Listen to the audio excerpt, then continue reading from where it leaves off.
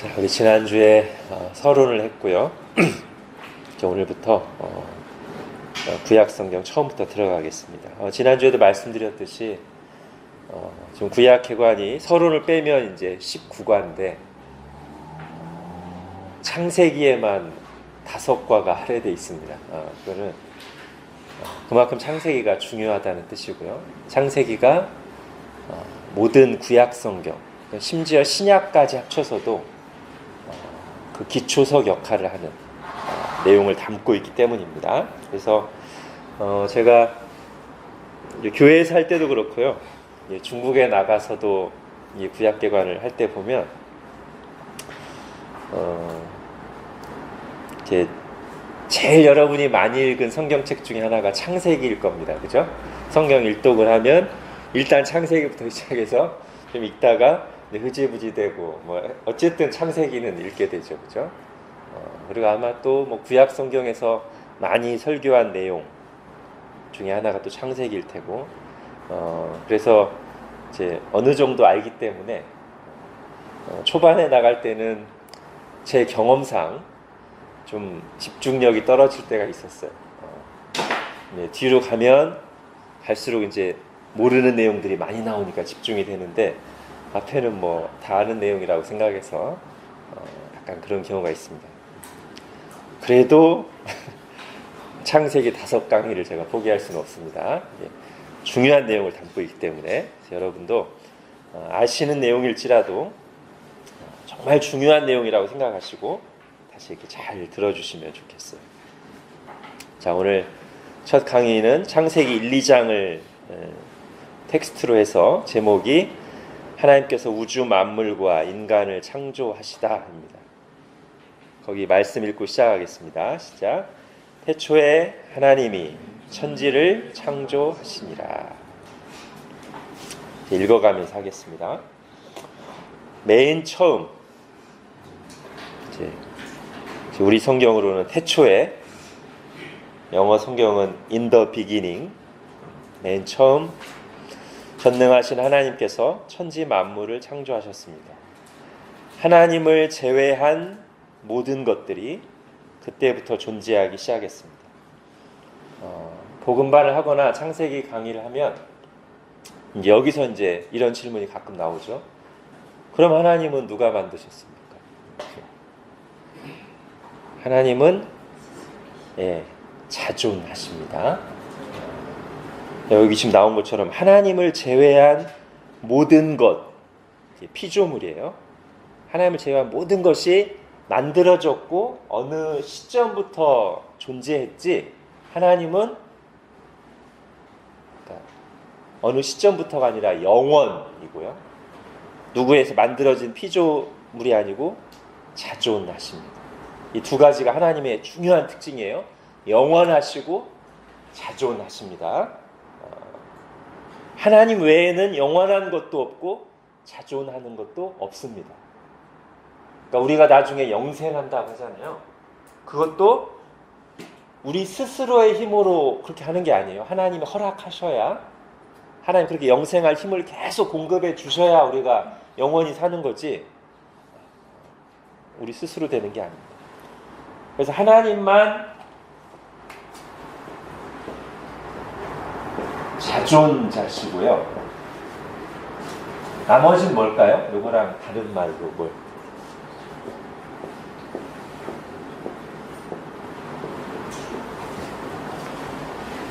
하나님만 스스로 계시고 그 어떤 것에도 의지하지 않으십니다. 하나님은. 그러나 나머지 모든 존재는 누구에게 의존해야 돼요? 이분께 의존하고 있습니다. 그러니까 우리는 본질 자체가 의존적인 존재예요. 사람은. 그러니까 의존한다는, 하나님께 의존한다는 말은 하나님에 의해서 존재가 시작됐고 하나님께 모든 것을 받았고 지금도 하나님 우리를 붙들고 계시고 우리의 영원한 운명도 전적으로 하나님 뜻에 달려있어요. 우리가 스스로 결정 못합니다. 그래서 시작부터 끝까지 다 하나님께 달려있다는 뜻으로 하나님 의존적인 존재입니다. 요거를 거부하는 게 교만이에요. 내가 하나님 의지하지 않고 살 수 있다고 생각하는 게 교만이에요. 자, 그래서 저는 그 하나님을 믿는다고 할 때 가장 중요한 두 가지 기둥이 있습니다. 우리가 하나님을 믿는다고 할 때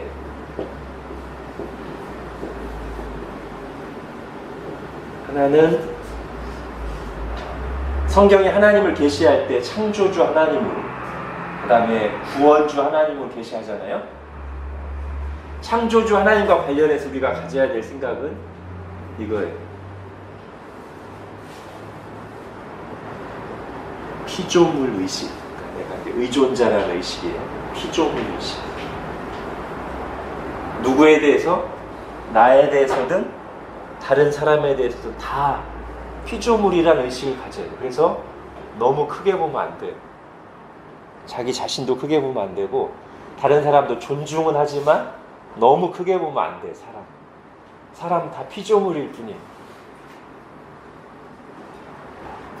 이거는 이제 창조주 하나님과 관련된 거고요.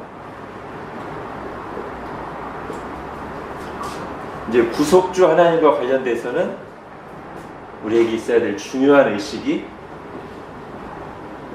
은혜의식입니다. 즉 내가 자격 없으나 나의 공로로가 아니라 하나님에 의해서 용서받은 예수 그리스도의 공로로 용서받았다는 의식, 구원받았다는 의식. 우리가 하나님을 믿는다고 할 때 또는 예수님을 믿는다고 할 때 이 두 가지가 분명하게 있어야 돼요. 피조물 의식과 은혜의식. 그리고 저게 있어야 우리가 교만에 빠지지 않아요. 그죠? 그래서 이게 이제 뭘로 드러나야 되냐면, 이 피조물 의식이 뭘로 드러나야 되냐면, 실천적으로. 첫 번째는 창조주 하나님께 나에게 그 모든 것을 주시고 내 생명을 붙잡고 계신 하나님께 마땅한 감사와 영광을 돌려야 되고요. 두 번째는 이걸 적용해서 매 순간 하나님을 의지하면서, 하나님을 의지하는 건 다른 말로 순종하는 거죠. 순종하면서 살아야 돼요.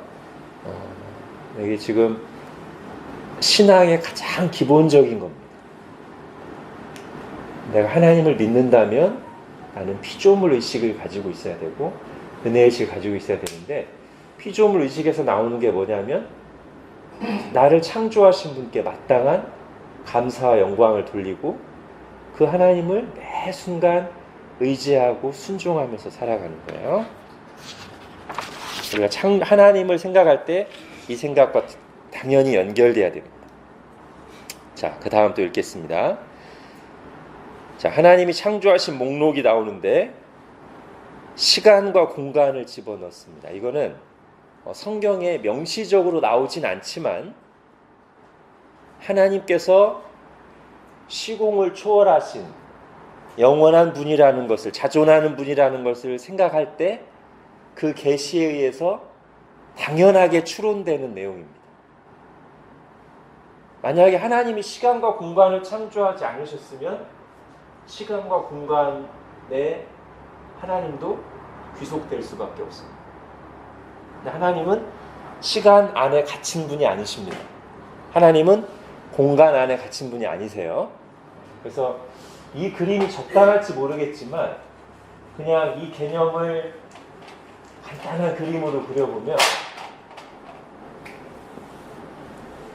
이게 시간과 공간이 있는 우리가 의식하는, 우리는 이 이상을 생각하지 못합니다. 시간이 없다는 게 어떤 건지 우리는 알 수가 없습니다. 그냥 뭐 영화나 그런 걸로 그냥 우리가 상상하는 거지 시간이 없다는 게 뭔지 우리는 알 수가 없어요.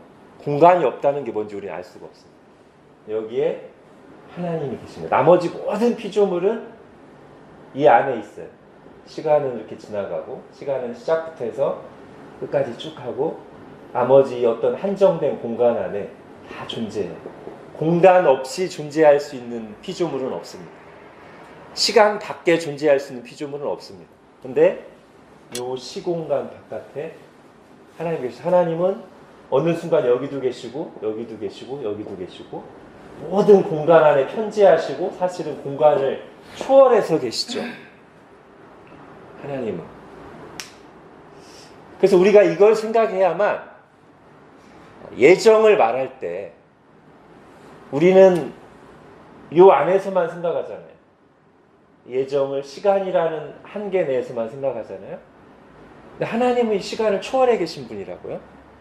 그렇기 때문에 우리가 예정론을 이해할 때 어느 선에서는 그냥 평행선으로 놓을 수밖에 없습니다. 시간 속에서 이해하는 우리의 이해와 그걸 초월하신 하나님을 딱 어느 순간 인정해야지, 겸손하게. 그거를 계속 우리 이성으로 맞추려고 하면 한계가 있습니다. 나중에 이제 좀 더 하겠습니다. 어쨌든 시간과 공간도 하나님에서 창조됐고 해와 달과 온 우주의 행성들, 아직도 우리는 이걸 다 발견하지 못했습니다. 땅과 바다, 그리고 천사들, 골로새서 1장을 한번 볼까요? 골로새서 1장.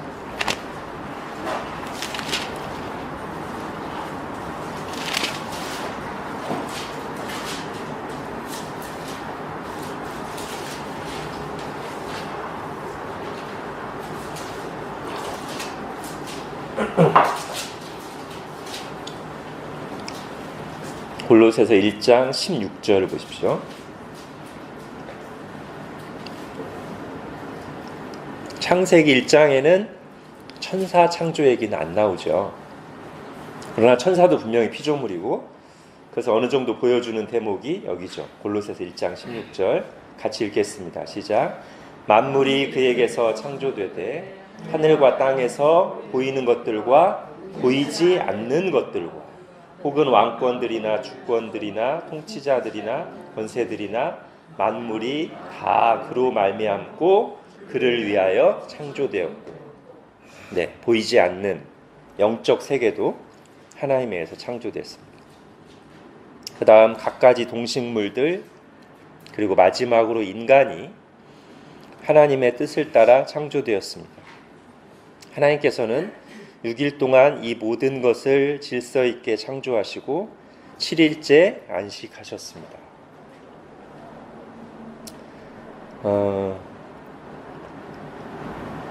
천사의 창조 시점은 우리가 정확히 모릅니다. 창조의 첫날 혹은 창조의 6일 사이 언젠가 창조되었다고 말하는 게 가장 자연스러울 수는 있지만 그것조차도 우리가 정확히는 모릅니다. 성경에 말하지 않으니까. 요즘에 과학주의가 굉장히 다시 기승을 부리고 있어요. 원래부터 과학으로 인해서 성경 기록이 공격받는 일이 많이 있었는데 최근에도 굉장히 강하게 과학주의가 성경, 특히 창조에 관한 성경의 계시와 충돌하거나 다르게 해석하려는 경향이 많이 있습니다. 그래서 제가 작년 말에도 붙여놨죠. 합신 교수님들이 성경적 창조론 선언한 것을 올 초인가요? 제가 붙여놨었습니다. 여러분, 과학은 절대 진리가 아닙니다. 과학의 상당 부분은 잠재적인 진리예요. 가설이에요. 변할 수 있어요. 우리가 지금 확실하다고 하는 것조차 시간이 지나면 좀 보충되거나 수정되거나 바뀔 수 있습니다. 그래서 우리가 과학적인 발견을 가지고 성경을 증명하려는 태도는 일단 조금 약간 뒤로 놔야 돼요. 예를 들면 어떤 성경에 나와 있는 내용과를 지지하는 과학적 발견이나 이론이 나왔을 때 우리가 오케이 하면서 그것을 제가 설교하다가 막 가져다 쓰면 위험합니다. 지금은 그게 성경의 진리와 부합하는 것 같지만 나중에 아닌 걸로 밝혀질 수 있어요. 바뀔 수 있어요. 마찬가지로 지금은 성경의 가르침과 충돌하는 것 같은 발견이나 가설이 있을 수 있어요. 근데 너무 우리가 위축되거나 미리 두려워할 필요가 없습니다. 나중에 또 바뀔 수 있습니다. 그래서 우리가 어떤 성경과 일치되는 듯한 과학적 발견이 나왔을 때, 이야, 진짜 성경 말씀이 맞네? 여러분, 이 말이 어떻게 들리세요? 어떤 과학적 발견이 성경을 지지하는 듯한 발견이 나왔을 때, 야, 진짜 성경이 맞네? 이 말 자체가 약간 조심해야 됩니다. 저는 그거보다는, 이번 발견은 제대로 된 발견인가 보네. 성경과 맞는 거 보니까. 비슷한 말 같지만 이런 태도를 우리가 가져야 된다는 거죠. 뭐 과학에 증명되면 성경이 참이고 증명되지 않으면 성경이 틀린 건가? 아니에요. 성경이 진리입니다. 물론 우리가 일반 은총, 일반 계시도 존중하기 때문에 과학적 발견도 존중해야 돼요. 그러나 성경보다 위에 두진 말아야 됩니다. 어떤 신학자가 말했듯이 성경을 정말 바르게 해석하고 과학적 발견이 정말 제대로 이루어졌으면 둘은 완전히 일치할 겁니다.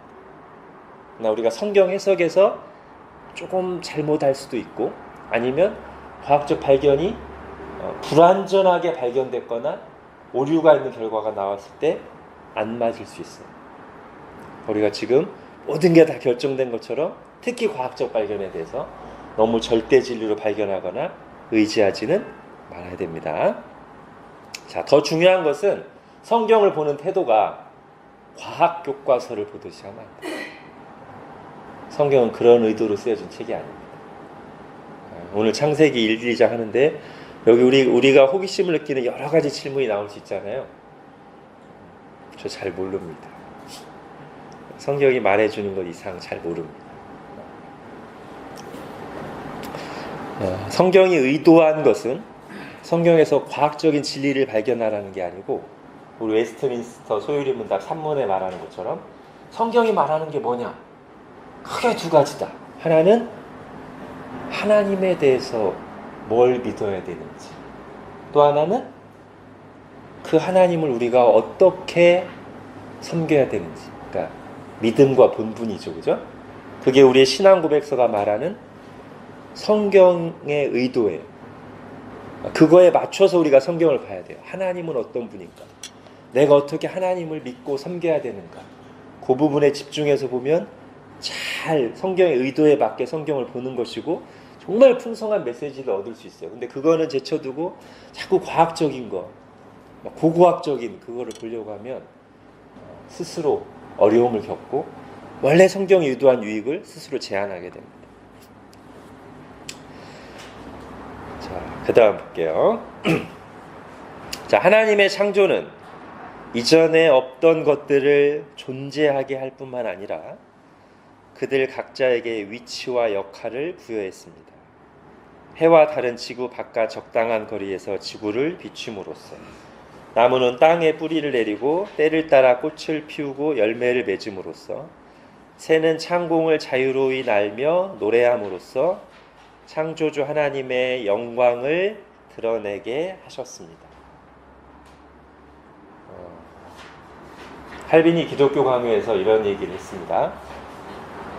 피조 세계는 하나님의 영광으로 가득 찬 눈부신 극장이다. 그죠? 그래서 제가 이런 표현을 썼어요. 창조주 하나님의 영광을 드러내겠습니다. 로마서 1장 20절에 보면 하나님의 피조 세계 속에 그의 보이지 않는 것들, 곧 그의 영원한 능력과 신성이 분명히 보여 알려졌다. 만약에 우리 눈이 죄로 어두워지지만 않았다면 하나님의 이 피조 세계는 하나님이 얼마나 능력이 대단한 분인지, 하나님이 얼마나 자비로우시고 신실한 분인지, 하나님이 얼마나 컬러풀한 분인지, 그런 하나님의 위대한 능력과 신성을 보여주는 눈부신 극장이란 말이죠. 그래서 예수님이 우리에게 믿음을 가르치실 때 뭐라고 하셨냐면 공중 나는 새를 봐라. 그 다음에 또 뭐 보라고 하시죠? 들에 핀 백합화를 봐라. 그러면서 솔로몬의 모든 영광으로도 이 꽃 하나만 갖지 못하였다. 솔로몬이 굉장히 영광스러운 왕이잖아요. 그런데 하나님이 지으신 꽃 하나가 우리가 눈을 열고 잘 보기만 한다면 하나님의 영광, 하나님의 능력, 하나님의 위대하심, 하나님의 아름다우심을 정말 우리에게 생생하게 보여준다.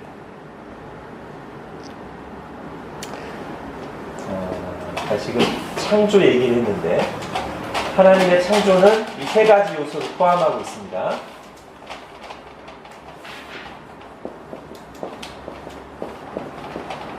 첫 번째는 없는 것을 딱 생기게 한 게 창조예요. 그죠? 하나님만이 하실 수 있는 거죠. 근데 우리가 창세기 1장 기록을 잘 보면 이게 따라옵니다. 어떤 것을 존재하게 하시면서 위치를 지정해 주세요. 하나님이 모든 피조물에게. 해와 달은 어느 위치에 있으면서 공전하고 자전하고, 그죠? 새들은 공중에 날고, 식물들은 땅에 뿌리를 내리고, 물고기는 물속에 살아가고, 이게 다 하나님이 정해주세요. 위치를. 그 다음에 또 하나가 있어요.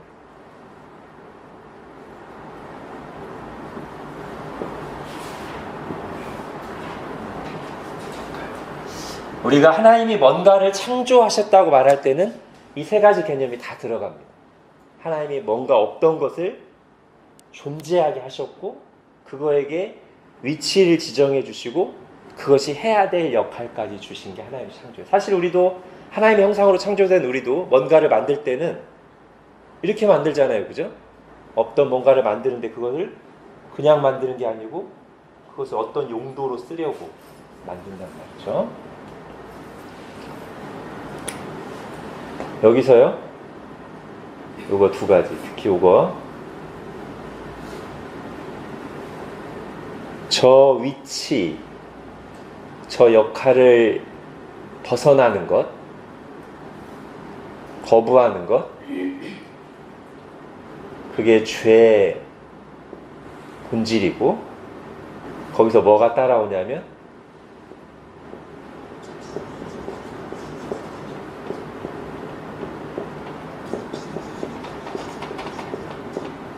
이게 따라와요. 여러분 유다서 1장을 한번 보십시오.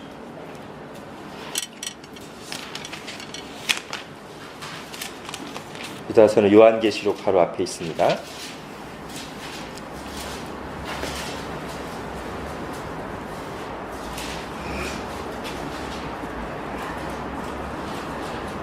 유다서 1장 6절. 또 자기 지위를 지키지 아니하고 자기 처소를 떠난 천사들을 큰 날의 심판까지 영원한 결박으로 흑암에 가두셨으니. 그죠? 이게 죄의 본질을 말해주는 굉장히 중요한 구절이라고 하죠. 천사들, 이게 이제 결국 타락한 천사들, 귀신들일 텐데, 악한 영들일 텐데, 그들의 죄가 한마디로 뭐냐? 왜 하나님의 심판을 받게 되었느냐? 자기 위치를 이탈한 거예요. 하나님이 주신 위치와 역할에서 떠났어요. 자기가 원하는 자리로 갔어요. 그게 죄고, 그래서 심판을 받게 됐어요. 여러분, 우리가 창세기 1장에서 이런 메시지를 발견해야 됩니다. 하나님이 정해주신 위치를 거부할 수 있습니다. 그러나 그때 오는 결과까지 거부할 수는 없습니다. 이걸 우리가 기억해야 돼요. 하나님이 정해주신 위치를 벗어날 수는 있다. 그러나 그때 오는 결과, 뭐예요? 고통과 부작용과 심판까지 우리 마음대로 거절할 수는 없어요. 나 하나님의 말씀대로 안 살래. 그럴 수 있어요. 그때 오는 심판까지, 나 심판도 안 받을래. 그럴 수는 없어요. 물고기가 하나님 정해주신 위치는 물속이죠. 물속에 있을 때 가장 자유롭고 생명력이 넘치고 안전해요. 그죠?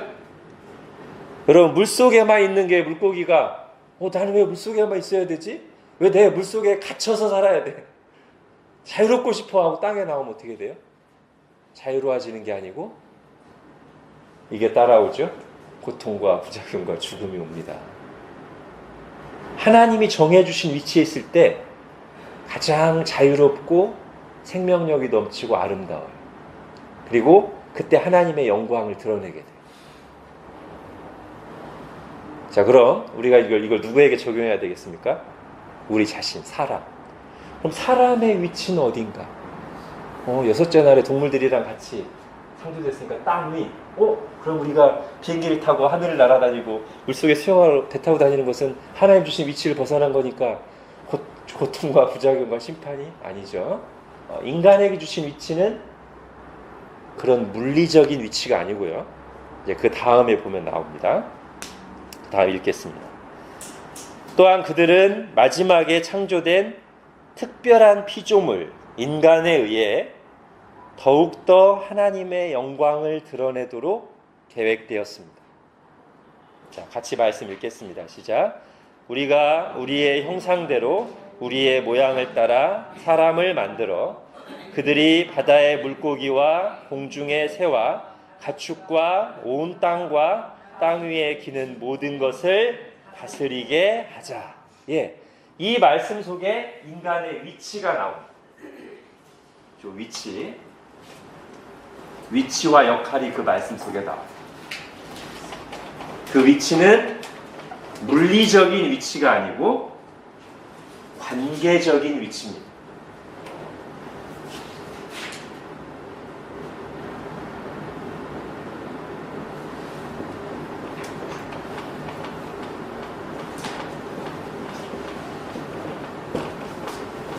여기가 위고 여기가 아래예요. 그럼 이게 인간의 위치. 위로 한 분 하나님만 경배하고 섬기고 인간들끼리는 서로 평등하게 사랑하고 나머지 모든 만물들을 그 아래에 두고 다스리는 게 인간의 위치예요. 중간자적 위치. 여러 말로 표현할 수 있습니다. 대리 통치자, 그죠? 하나님이 다스리시는 분이신데 인간에게 하나님이 만드신 모든 피조세계를 다스리라고 명령하셨어요. 그리고 최근에 우리가 주일날 들은 설교 말씀에서 이거랑 굉장히 비슷한 개념이 뭐냐면 청지기. 주인은 아니에요. 주인은 아닌데 거의 주인처럼 주인의 모든 것, 재산, 소유를 관리하는 거예요. 그게 청지기죠? 이게 그 인간의 위치. 만물의 주인은 아니에요, 인간. 자기 자신의 주인도 아니에요. 이 둘 다의 주인은 하나님이에요. 그죠? 청지기가 그렇잖아요. 청지기도 주인 소유예요. 그런데 마치 주인처럼 주인으로부터 모든 권한을 위임받아서 주인의 모든 소유를 관리하고 다스리는, 누구의 뜻대로? 주인의 뜻대로. 그게 청지기, 대리 통치자. 그게 인간의 위치예요. 자, 그런데 아까 제가 말씀드렸죠. 저 위치를 이탈할 수 있습니다. 거부할 수 있습니다. 그러나 그때 오는 고통과 부작용과 심판까지 거부할 수는 없습니다. 자, 그러면 인간이 이 위치를 거부하는 방식이 뭐죠? 제일 먼저 오는 건 이겁니다. 내가 왜 하나님 밑에 있어야 돼? 이게 저 위치를 거부하는 가장 기본적인 길이고 첫 인간이 한 일입니다. 네가 선악과 보고 네가 하나님처럼 돼. 오케이. 내가 왜 하나님 밑에 있어야 돼? 하나님과 동등하고 싶어. 하나님을 제거하게. 근데 이 상태로 머물지를 못합니다, 인간. 하나님이 위에 계시면 우리가 물고기가 물에 있듯이 이 질서가 잡히면서 자유롭게 돼요. 근데 내가 하나님 위치에 서고 싶어서 하나님을 제거하는 순간 이 상태로 그대로 머물면서 진짜 인간이 하나님 같은 존재가 되는 게 아니라 그건 사탄의 거짓말이고요. 이 자리에 다른 누군가가 와서 거기에 매이게 돼요. 누가 오냐면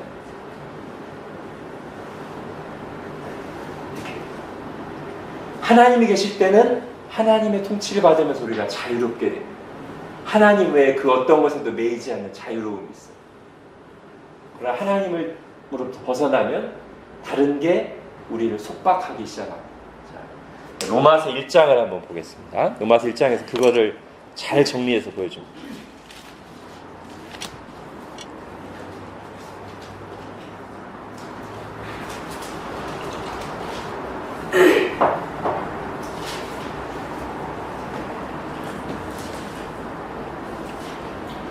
로마서 1장 18절부터 32절까지가 이제 죄의 목록이거든요.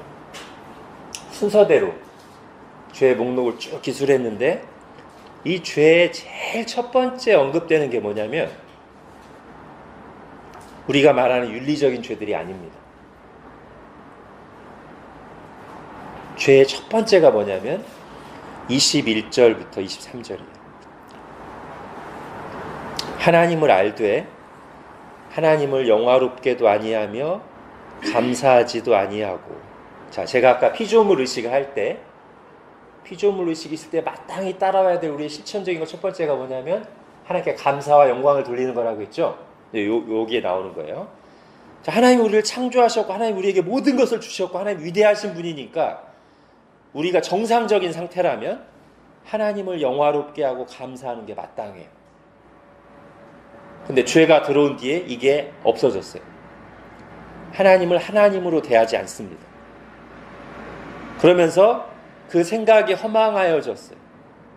미련한 마음이 어두워졌나니 스스로 지혜 있다 하나 어리석게 돼요. 자기가 하나님 행사하면서 자기가 똑똑한 줄 알아요. 그런데 하나님을 제거한 결과가 뭐냐면 23절 썩어지지 아니하는 하나님의 영광을 썩어질 사람과 새와 짐승과 기어다니는 동물 모양의 우상으로 바꾸었느니라. 제가 지금 그림으로 표현한 그겁니다.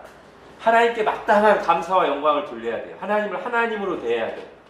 그런데 사탄의 꾀임에 넘어가서 지가 하나님 되려고 하나님 제거하고 나니까 그 상태에 머무는 게 아니라 썩어질 사람과 동물과 새와 기어다니는 동물 형상을 섬기게 되더라. 우상 숭배하게 되더라. 그러면서 그런 것에 매이는 삶을 살더라. 우상과 미신에. 그리고 현대적인 개념으로 하면 돈, 그죠? 너희가 하나님과 돈을 겸하여 섬겼습니다. 만몬.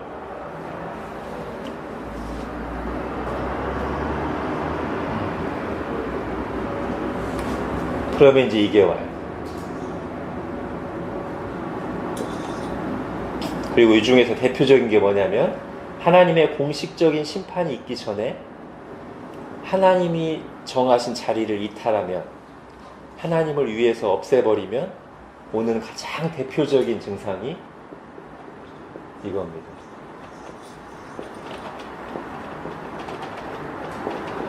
이거는 피할 수가 없어요. 물론 사람마다 약간 크고 작은 차이가 있고 다른 걸로 잠시 있거나 포장할 수는 있습니다. 그러나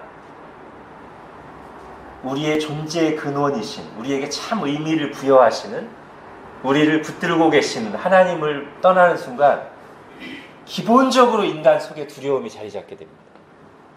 그리고 허무함이 자리 돼요. 뭘 해도 온전하게 채워질 수가 없어요.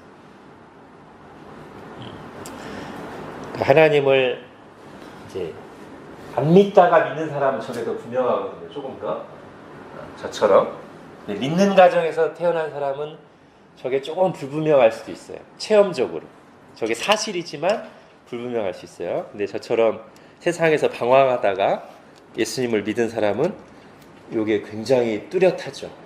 예수님을 믿기 전에 정말 하나님을 인격적으로 만나기 전에는 이게 강하게 있습니다. 근데 예수님을 정말로 믿으면 이게 정말로 현저하게 줄어듭니다. 너무 확실합니다. 물론 우리가 영적으로 다운됐을 때나 어떤 상황을 만나면 이것이 조금씩 느끼긴 하죠. 그러나 그 근본적으로 있던 거와는 차이가 있어요. 하나님께 돌아오기 전까지는 이 문제는 근본적으로 해결되지는 않습니다.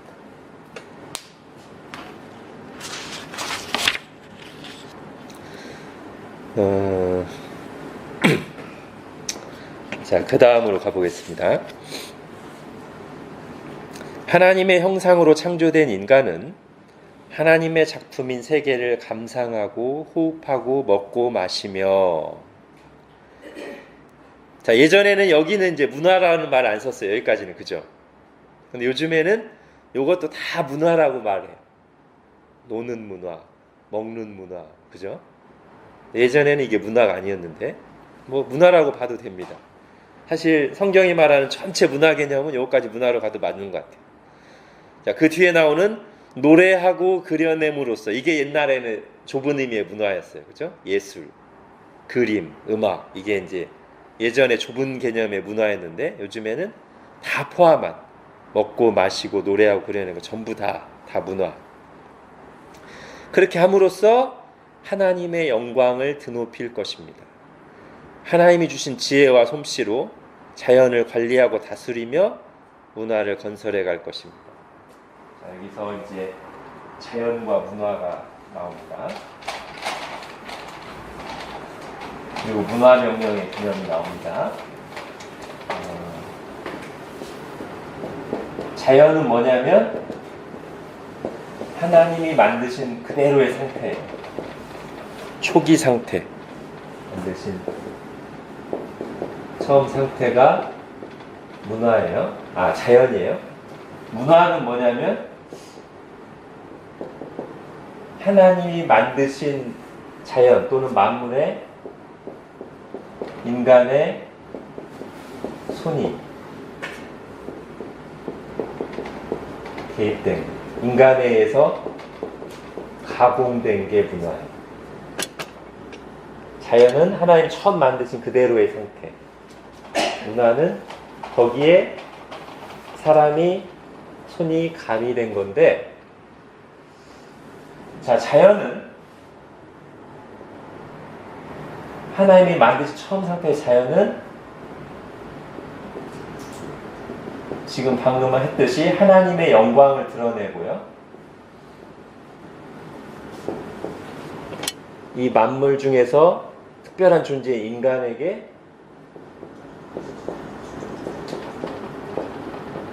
유익합니다. 자, 문화도 하나님의 뜻대로 건설되는 문화라면 이 두 요소를 가지고 있어야 돼요.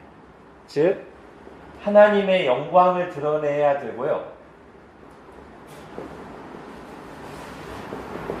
그리고 인간에게 유익해야 돼요. 이 두 가지가 다 있어야 창세기 1장에 나오는 문화 명령이라고 할 수 있어요. 문화 명령을 실천하는 거라고 할 수 있어요.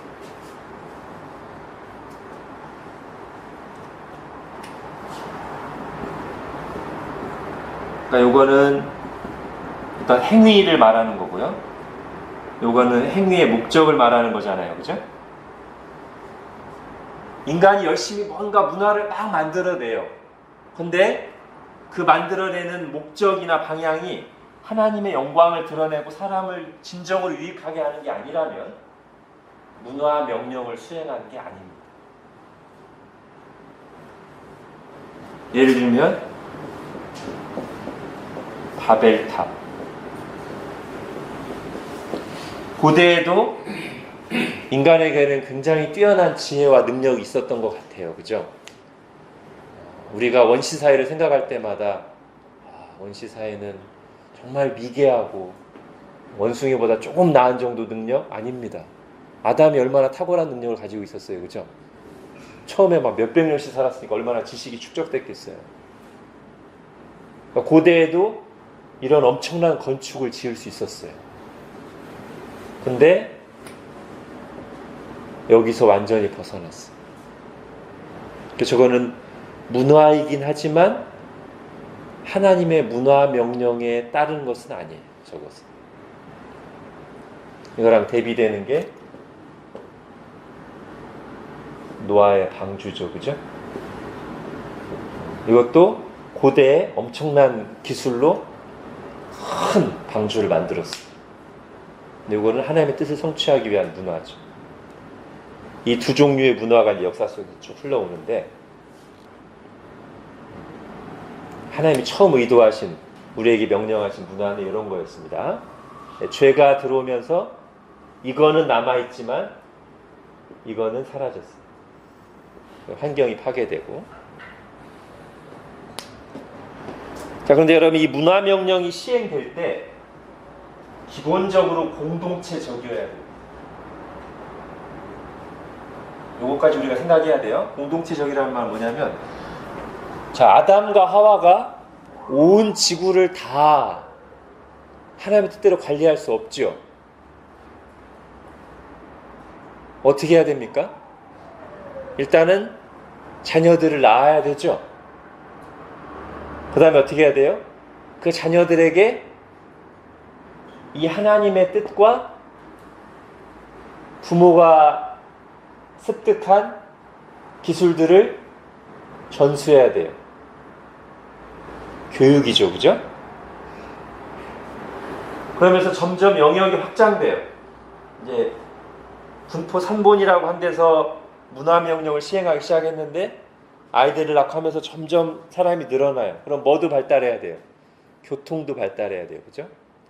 서로 같이 그 일을 하려면 통신도 발달해야 돼요. 그 다음에 그거를 기록하는 문화가 또 있어야 돼요. 그 사람들을 관리하는 조직이 필요해요. 행정적인 것이 필요해요. 이 모든 게 다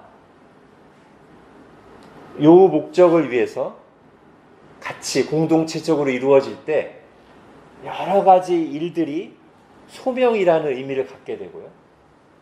자기가 어떤 부품이라는 생각이 아니라, 소모되는 부품이라는 생각이 아니라 하나님의 뜻을, 인류라고 하는 공동체가 또는 교회라고 하는 공동체가 그 뜻을 성취하기 위해서 각자 자신에게 막혀진 위치에서 자기에게 막힌 역할을 한다는 의식을 가져야 의미가 있어요. 그죠? 근데 하나님이 없어지고 하나님의 영광을 위해서라는 가장 중요한 공동 목표가 사라지면서 각자 자기만의 목표, 돈 벌고 성공하는 거로만 추구하다 보니까 직업이 가진, 모든 일들이 가진 소명의 의미가 사라져서 일할 때 훨씬 더 힘들어졌어요. 원래 인간은 일에 고되고 안 고되고에 의해서도 어느 정도 영향을 받고 힘들다 덜 힘들다 할 수 있지만 훨씬 더 힘든 것은 의미가 없을 때 힘든데, 인간 스스로 하나님으로부터 벗어나고 존재의 목적을 상실하면서 개인주의화되면서 공동체성을 상실하면서 각자가 하는 일들의 소명의 의미가 사라졌어요. 그리고 일하는 게 힘들어졌어요.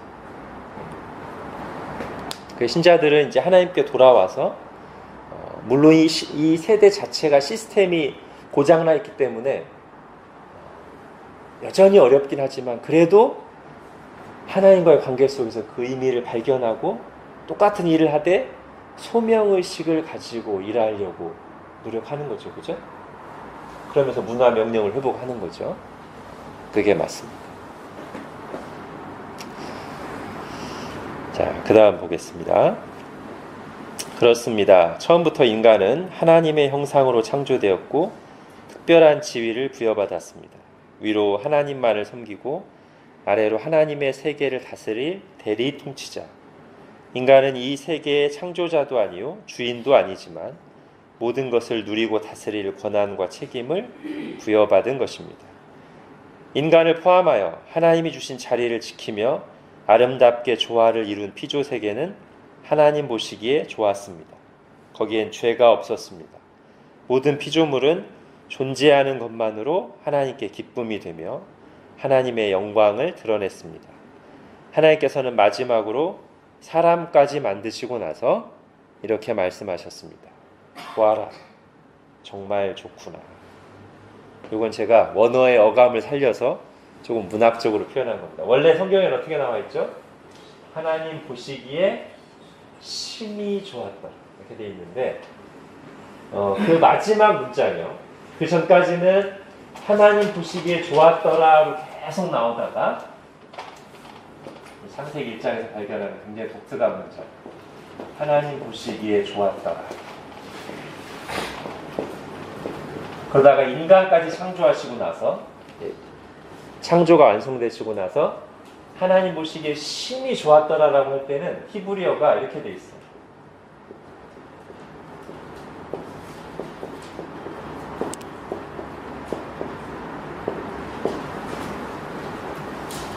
근데 이 히네가 보통 말할 때 이렇게 해석되는 단어거든요. 보라, 보아라 이렇게 해석되는 단어예요. 그래서 그 이전까지는 하나님이 보셨다, 라 보셨다, 그리고 보시기 좋았다. 근데 이 마지막 문장에서는 하나님이 보셨다, 보라, 매우 좋다. 이게 매우 좋다. 여러분 여기에서 지금 교회죠? 이쪽으로 조금 내려가시면 토부라고 하는 커피숍이 있습니다. 여기 좀 내려가면 거기가 교회 그 건물 아마 위층이 교회일 거예요. 교회에서 운영하는 커피숍이에요. 그래서 제가 그 커피숍 이름이 토부라는 걸 본 순간 교회에서 운영한다고 하니까 아마 이 토부는 창세기 1장에 나오는 그 토부인가 보다 물어봤어요. 맞습니다. 그 토부예요. 토부가 무슨 뜻? 좋다요. 좋다.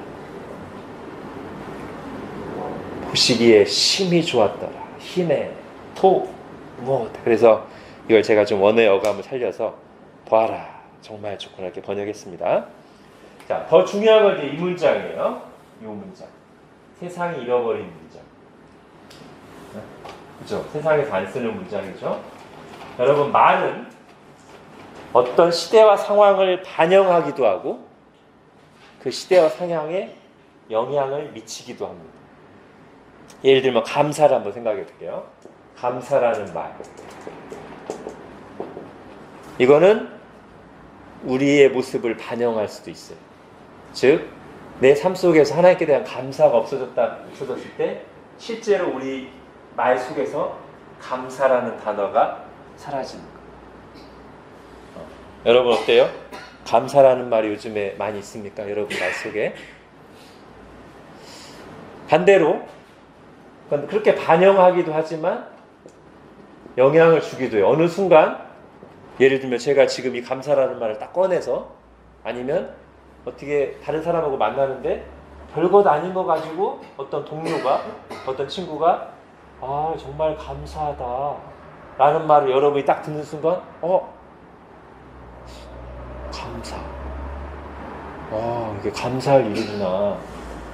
지금까지 이거에 대해서 감사해 본 적이 없는데 내 삶에서 그동안 감사라는 단어가 없어졌었는데 누군가가 지금 별거 아닌 걸 가지고 진심으로 감사하면서 감사라는 말을 쓰는 순간 내 속에 감사가 없어져 있었구나.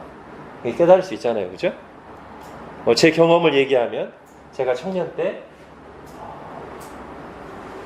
하나님의 은혜 가운데 살고 있으면서 교회에서 여러 가지 봉사를 하면서 감사해야 되는데 어떤 일들로 인해서 제가 얼굴이 막 굳어 있었어요. 막 힘들어 있었어요.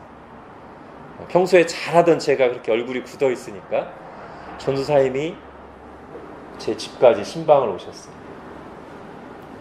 그래서 이제 왜 그러느냐 해서 제가 막 힘든 얘기를 막 했습니다. 이거 막 이러고 이것도 힘들고. 이 전도사님이 굉장히 이렇게 경건하시고 뭐라고 해야 될까요?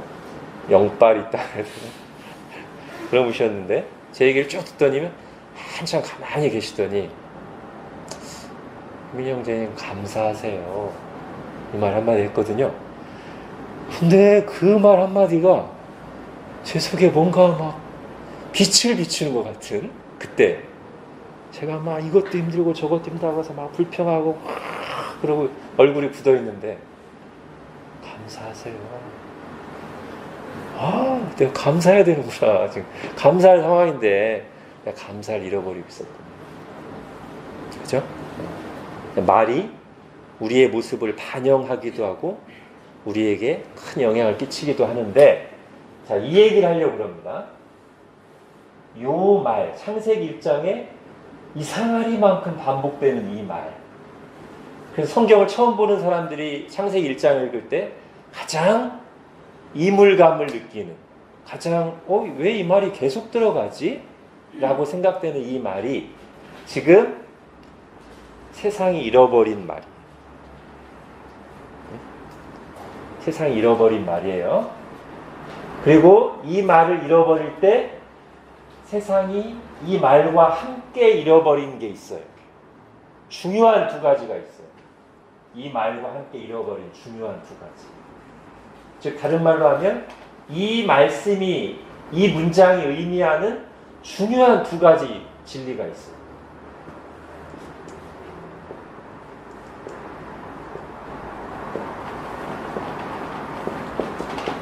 첫 번째는 절대적인 존재의 의미고요. 두 번째는 절대적인 기준이에요. 하나님께서 뭔가를 창조하실 때마다 이 말씀이 들어요. 보기에 좋다. 누가? 하나님 보기에 좋다. 자, 꽃을 만드시고 나서 야, 이 꽃은 하나님 보시기에 좋다. 그러면 그 자체의 꽃은 최고의 의미를 가지는 거예요. 아, 나를 창조하신 분이 좋다는데 날 보고 이거보다 이 꽃에게 의미 있는 게 있을까요? 창조하신 분께서 야, 이 꽃 좋다. 물고기를 창조하시고 나서 하나님이 이 물고기 내가 보니까 좋아. 그럼 물고기는 기뻐 춤추는 거예요. 아, 하나님이 나 보고 좋대. 우리에게도 그대로 적용돼서 하나님이 사람을 창조하시고 나서, 나를 창조하시고 나서 야, 하나님 보시기에 좋다. 그럼 우리는 기뻐 춤추는 거예요. 하나님이, 나 하나님께 의미 있는 존재야. 하나님이 나보고 좋아하셨어. 하나님 보기에 나 좋대. 이게 모든 피조물, 인간의 절대적인 존재의 의미입니다. 근데 그렇죠? 다시 이 그림으로 와서 인간의 절대적인 존재의 의미는 여기 있어요. 이 하나님과의 관계. 하나님과의 관계가 이렇게 단실해서 여기에 딱 붙어 있으면 여기서부터 내 존재의 의미가 와요. 와, 하나님 보시기에 좋은 나. 하나님이 창조하신 나. 그러면 바람이 불어도 안 흔들려. 이게 지금 굳게 있으면요. 근데 인간이 하나님으로부터 떠났다는 것은 이게 잘린 거예요. 그러면 더 이상 여기서부터는 존재의 의미가 없어요. 내가 누군지가 여기서부터 발견돼야 되는데 없어요. 그 다음에 바람이 불면 어떻게 되죠? 부는 대로 쓸려요. 그러면 사람은 의미가 없으면 살지 못하는 존재이기 때문에 이게 끊어지는 순간 어딘가에서 의미를 찾으려고 하는데 어디서 찾을까요? 둘 중에 하나예요. 다른 사람에게서, 아니면 내가 소유한 어떤 것에서. 물론 여기와 여기서 의미를 찾는 게 꼭 잘못된 건 아니에요. 내가 사랑하는 사람과의 관계 속에서 내 의미 찾을 수 있어요. 내가 하는 일에서 의미 찾을 수 있어요. 다 맞아요. 근데 이게 기본적으로 있는 상태에서 부수적으로 그 의미를 찾고 여기서부터 의미를 부여하는 것과, 아니면 나의 근본 의미가 사라진 상태에서 다른 곳에서 내 의미를 찾으려고 하는 것과는 전혀 다른 거예요. 그럼 어떻게 되냐면 여기에 끌려다니게 되고 집착하게 되고 상처를 받게 돼요.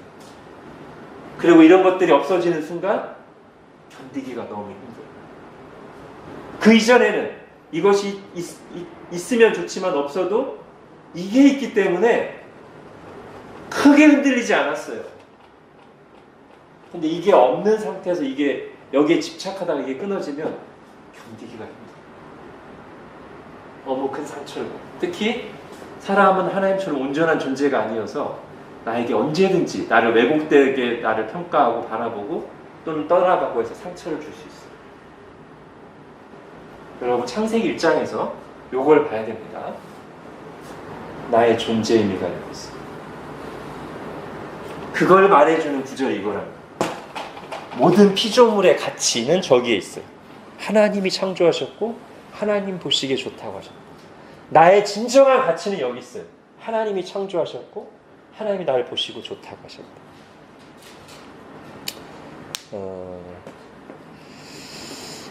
그럼 제가 시를 한 수 읽어드리겠습니다. 이 존재 의미와 관련된 여러분도 아는 시인데 다시 한번 이 의식을 가지고 들어보세요. 김춘수 시인의 꽃이라는 시입니다.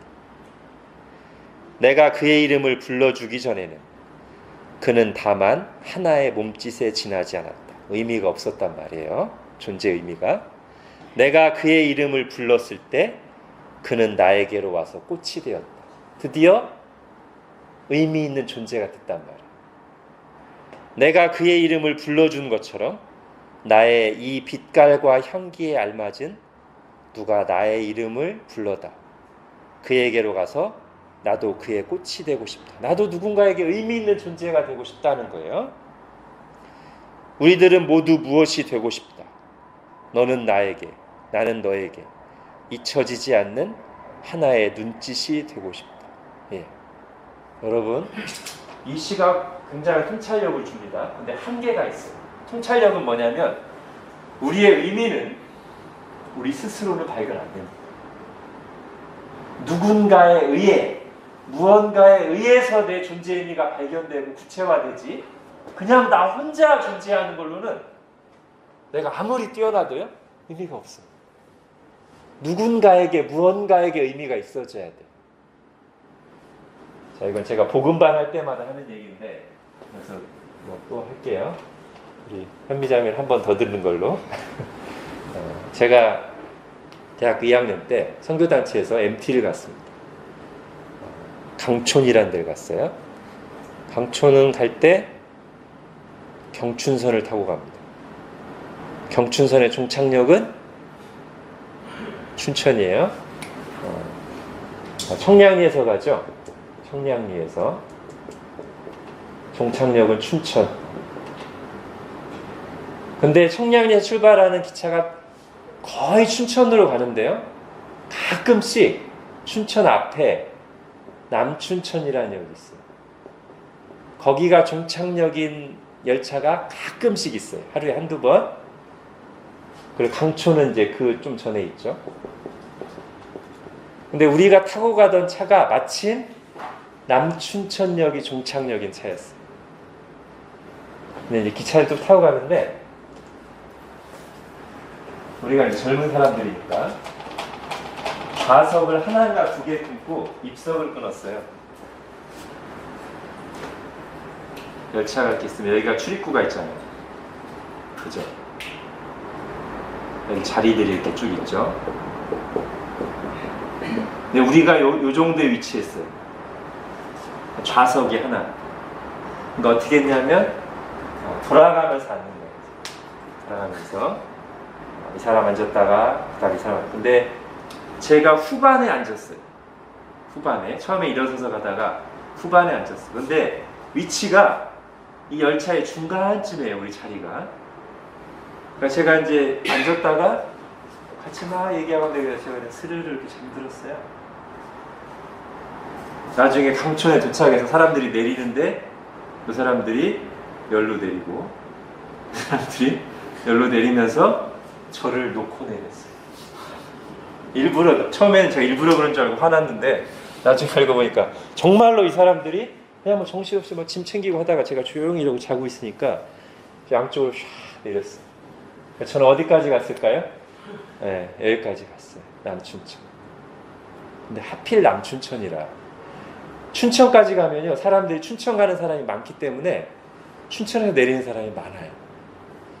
근데 남춘천에서 내리는 사람은 별로 없어서 제가 차장님이 그때 젊은이 일어나기 해서 눈을 떠보니까 진짜 저밖에 없어요. 남춘천까지 온 사람이.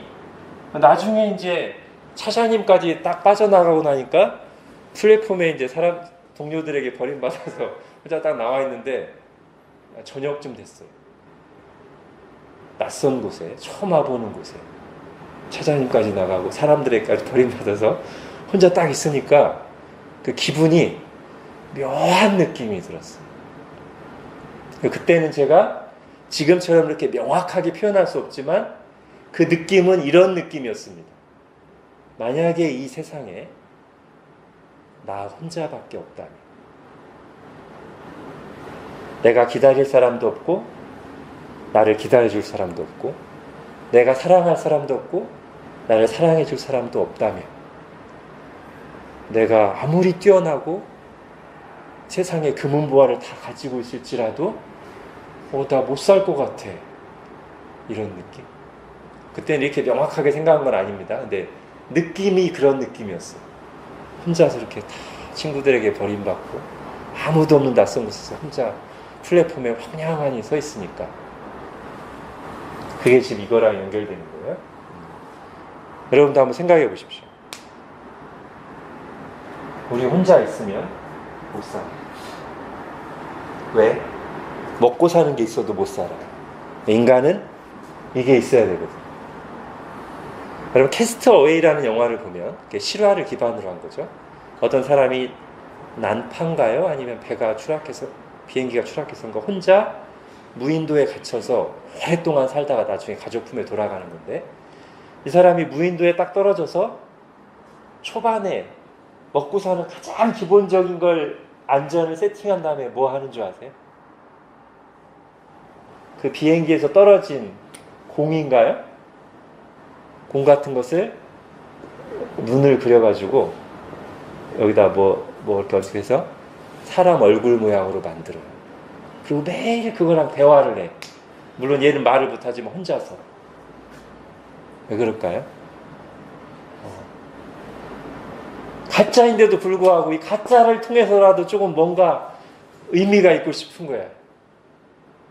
근데 나중에 이제 뗏목을 만들어가지고 풍파 속에서 그 섬을 탈출합니다. 근데 탈출하는 과정에서 막 파도가 치고 비바람에 몰아치니까 얘를 뗏목에다가 이렇게 막 꽁꽁 매고서 출발했는데도 파도 치고 막 비바람 치니까 얘가 떠내려가요.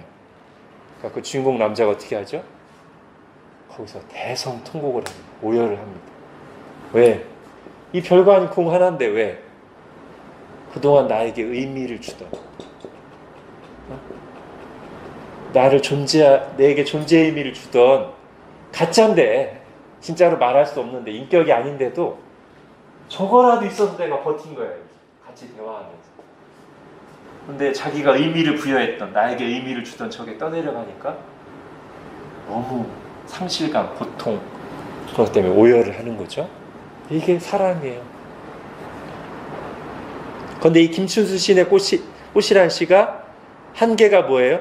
물론 이분이 이제 믿는 사람인지 안 믿는 사람인지 모르지만 이 내용만 보면 사람에게서 의미를 찾고 싶다고 지금 노래하는 거예요. 그죠? 너는 나에게, 나는 너에게. 근데 그것은 우리에게 이거를 줄 수는 없어. 요게 있어요. 하나님 앞에서의 나의 발견. 내가 누구인지, 내가 뭘 위해 살아있는지. 자, 우리 신자들은 기본적으로 이게 있는 사람들이에요. 근데 이럴 수 있죠. 끊어지진 않아요.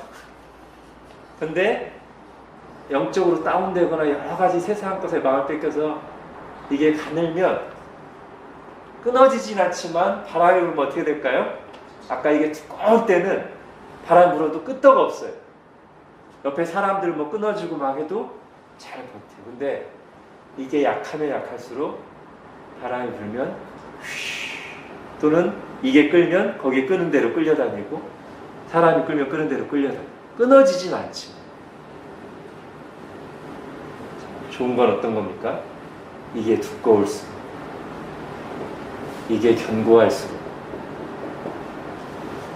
우리가 사람들로부터, 소유로부터 자유로울 수 있어요. 더 깊이 들어가면 비교의식, 사람을 의식하는 문제, 열등감, 그거와도 다 연관돼요. 저게 더 깊이 들어가면. 자, 그 다음에 두 번째, 요 말씀이 말해주는 또 하나 중요한 것은 절대적인 기준. 하나님이 처음 만드실 때부터 좋고 나쁜 게 있는 거구나. 그리고 그 기준은 하나님 보시기에구나. 내 눈에 보기에가 아니라 하나님 보시기에. 많은 사람들이 좋아하느냐 안 좋아하느냐가 아니라 하나님 보시기에가 처음 창조 때부터 이 피조 세계에 있는 절대적인 기준이에요. 우리가 이 말을 들을 때 그것을 의식해야 돼요. 어느 순간 이 세상에 살면서 사람들이 그걸 의식하고 막 잊어버리고 있다가 하나님 보시기에 좋았더라. 그렇지. 내가 또 깜빡했네. 하나님 보시기에 좋은 게 진짜 기준이지. 저거 놓치면 내가 또 흐트러지지. 내가 지금 하나님 보시기에 좋게 가고 있나? 여러분, 이 시대를 우리가 포스트 모던이라고도 하고 상대주의라고도 하는데, 이 시대가 지금 놓치고 있는 게 이거예요. 이 시대가 적극적으로 거부하는 게 이거예요. 하나님의 기준. 기준이 어디 있어? 절대 기준이 어디 있어? 원래 좋은 게 어디 있어? 다 그때그때 시대마다 지역마다 각자가 느끼는 대로 각자 받아들이기 나름이지 원래 옳은 게 어디 있어? 나는 인정 안 하는데, 그죠? 근데 이런 정서가요. 여러분 한번 생각해 보세요. 이제 나이 드신 분들이 더 잘 아실 수 있습니다. 이런 포스트 모더니즘적 사고가 우리에게 지금 이 정도로 강력한 영향을 미친 게 그렇게 오래 안 됩니다, 사실. 제 기억이 맞다면 한 20-30년 전만 해도 그거 원래 맞지, 이 말이 어느 정도 통했어. 동성애에 대해서 아마 여기 계신 분들도 20년 전에는 큰 고민 없이 당연히 잘못된 거지 이랬을 겁니다. 근데 지금 한 15년, 20년 사이에 굉장히 많이 바뀌었어요. 그 바뀐 건 뭐냐면 동성애라고 하는 한 구체적인 이슈에 대해서만 우리 의식이 바뀐 게 아니고요. 이걸 잘 생각해야 됩니다. 동성애를 긍정적으로 보게끔 한 더 기저에 있는 의식의 변화가 있어요. 시대 정신이 있어요. 그게 뭐냐면 바로 포스트 모더니즘, 상대주의. 그러니까 그 이전에는 우리의 기본적인 시대 정신이나 의식이 뭐냐면 비록 하나님을 떠났을지라도 뭔가 기준이라는 게 있었어요. 그냥 모든 사람들이 통용하는 그거 원래 그렇지. 그건 원래 아니지. 하는 게 통하는 시대가 있었어요. 그리고 그때 동성애는 그러니까 동성애만 제가 특별히 나쁘다는 게 아니라 이게 그런 시대의 변화를 보여주는 아주 중요한 어떤 아이콘이기 때문에 그렇습니다. 그때는 동성애에 대해서 그게 왜 나쁜데 이런 의식이 없이 그냥 나쁘지. 원래 아니지. 이렇게 이게 가능했어요. 근데 한 15년, 20년 사이에 동성애를 굉장히 긍정적으로 그냥 성적 취향 중에 하나로 성소수자라는 용어, 우리는 이 용어에 대해서도 좀 주의해야 됩니다.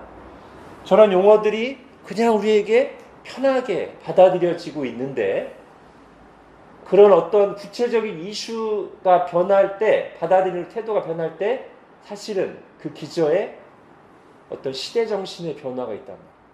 상대주의, 포스트 모더니즘이 지금 이 시대에 우리의 모든 가치관들을 다 잠식하고 있어요. 절대 기준이라는 건 없다는 거예요. 원래 옳은 건 없다는 거예요. 다 자기가 받아들이기 나름. 틀린 것은 없다. 다를 뿐이다. 이 말이 얼마나 우리에게 지금 강력하게 영향을 미치고 있는지 생각해 보십시오. 물론 그 말이 좋을 때도 있어요. 사람의 개성이나 어떤 문화적인 차이에 대해서는 그 말을 적용하는 게 좋아요. 틀린 게 아니라 다른 거. 서로 이해하고 다양성을 존중하는 거 좋은 거예요. 근데 요즘 이 시대는 틀린 게 아니라 다른 게 어디까지 가냐면 윤리 문제까지 가요. 진리 문제까지 가요. 왜? 네가 무슨 기준으로 그게 잘못됐다고 말해? 무슨 기준으로 그게 악이라고 말해? 빠지고 들어가 보니까 이미 이 시대 정신에 들어온 우리에게 있어서는 그러네, 생각해 보니까 그게 왜 잘못됐지? 내가 지금까지 왜 그걸 잘못됐다고 생각했지? 없어요. 근데 성경은 창세기 1장에서부터 그 얘기를 한다는 거예요. 하나님 보시기에 좋았더라. 나중에 열왕기상 같은 데 보면 이스라엘의 각 왕들을 평가하는 기준이 뭐냐면 왕들의 업적이나 과실을 쭉 얘기하고 나서 마지막에 꼭 이 말이 붙어요. 여호와 보시기에 정직하게 행하였다. 여호와 보시기에 악하였더라. 네, 기준.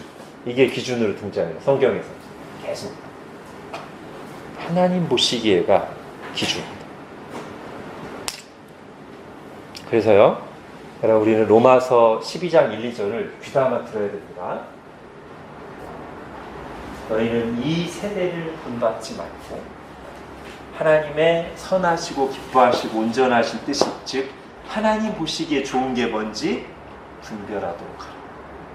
너희는 이 세대 상대주의와 포스트 모던에 빠져서 기준이 없다고 말하면서 틀린 게 아니라 다른 것이라는 말을 윤리 문제까지 진리 문제까지 적용해서 완전히 혼란에 빠져 있는 이 세대를 본받지 말고 하나님의 선하시고 기뻐하시고 온전하신 뜻, 즉 하나님 보시기에 좋은 게 뭔지를 말씀을 통해서 분별하도록 하라.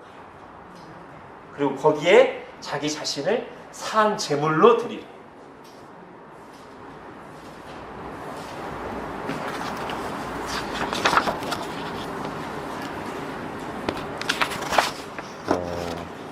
여러분 여기 창세기를 보십시오. 자, 어떤 책이 이제 처음 나올 때마다 제가 이렇게 책에 대해서 간략하게 요약을 했는데 창세기는 성경의 첫 번째 책인 창세기는 모든 것의 시작을 말해줍니다. 우주 만물의 기원뿐만 아니라 일, 결혼, 죄, 죽음, 민족, 문명 등이 어떻게 시작되었는가 보여줍니다. 기록한 사람은 모세입니다. 이어지는 네 권의 책, 출애굽기, 레위기, 민수기, 신명기와 함께 모세 오경 또는 율법책이라고 불립니다. 창세기는 아래와 같이 4개의 사건과 4명의 사람을 중심으로 이야기가 전개됩니다. 이들 사건들과 사람들은 이후 인류 역사의 흐름을 이해하는 기본 토대가 됩니다.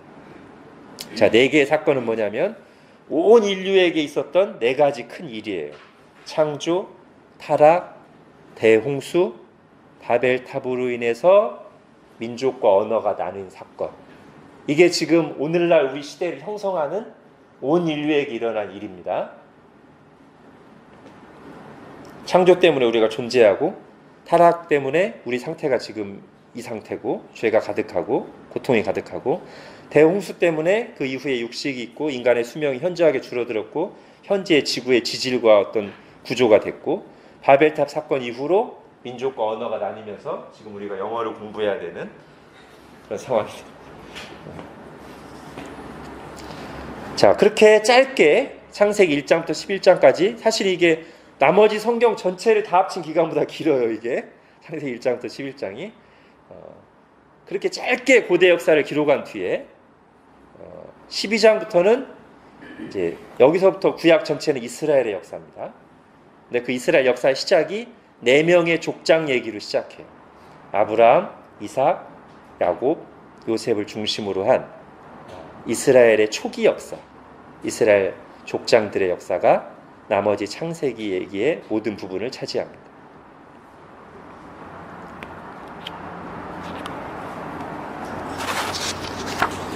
여러분 성경 그 서론 보세요. 서론. 지난주에 했던 서론 맨 마지막 부분 성경의 맥 보십시오.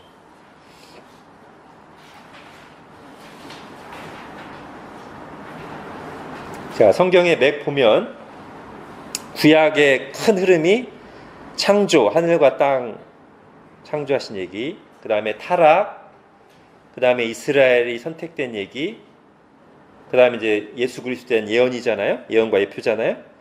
근데 이게 구약 전체의 얘기인데 이 모든 내용, 즉 창조의 내용, 타락의 내용, 이스라엘 선택된 내용이 다 어디에 나오냐면 창세기에 나와요. 그러니까 창세기를 비중 있게 하지 않을 수 없단 말이에요. 이 구약의 전체 흐름을 보여주는, 성경의 전체 흐름을 보여주는 기본 토대가 이미 창세기에 다 나와요. 그래서 이것을 하나하나 자세히 볼 수밖에 없습니다. 자, 그럼 제가 기도하고 마치겠습니다. 하나님, 오늘 창조의 사건, 그리고 창조주 하나님을 다시 말씀 통해 듣게 하심을 감사합니다. 우리 속에 하나님으로부터 창조되었고 모든 것을 받았고 하나님께 의존하고 있다는 피조물 의식과 예수 그리스도를 통해 심판받을 죄인이 값없이 용서받고 하나님의 자녀가 되었다는 은혜 의식이 분명하게 서 있게 하여 주시고, 참으로 하나님과의 관계 속에서 나의 존재 의미, 내가 누구이며 무엇을 위해 살아야 되는지를 분명하게 발견함으로, 그리고 그 하나님과의 묶여진 끈이 점점 더 굵어지고 실해짐으로써 우리가 사람이나 우리의 소유의 나, 그리고 이 시대의 정신에 휘둘리고 끌려다니지 않고 주님 안에 견고하게 서서 주님이 나를 이 땅에 보내신 목적대로 열매 맺으며 힘차게 살아가는 저희들 되도록 은혜를 베풀어 주옵소서. 예수님의 이름으로 기도합니다. 아멘.